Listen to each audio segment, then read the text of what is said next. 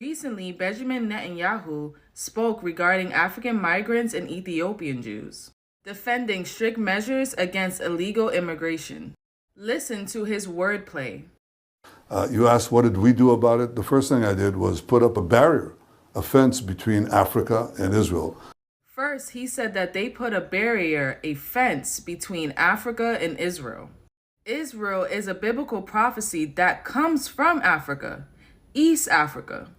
These Jewish stole the identity to separate Israel from Africa. The Ethiopian Falashas were called Beta Israel before Israel was created in 1948. And Beta Israel, which simply means House of Israel. We let in, mind you, immigrants from Africa, Ethiopian Jews who come into this country. I think it's the first time that we have actually transported black Africans from Africa.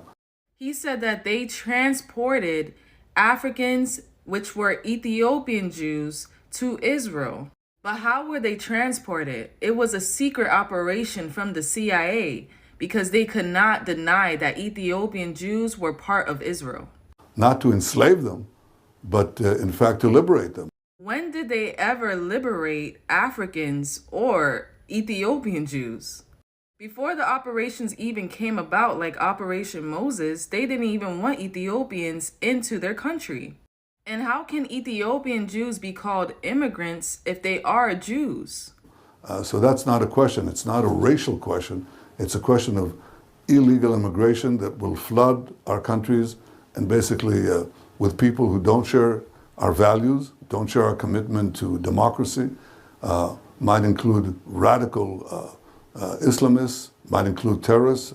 So if you don't share their core values like democracy that comes from the Romans, that means that you're against Israel.